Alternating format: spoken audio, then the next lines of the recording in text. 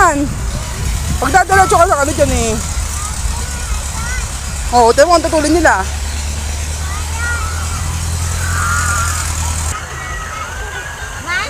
Uy!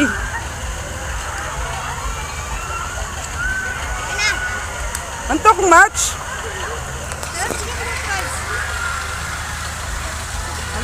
Ay, meron din naman. Wait! Pulihan na ba yan? Ganyan mag-drive si Pulin? Wait! Atas muna kami. Sige po.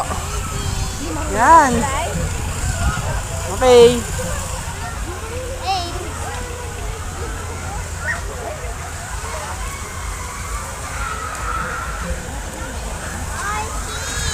Ang dami oh.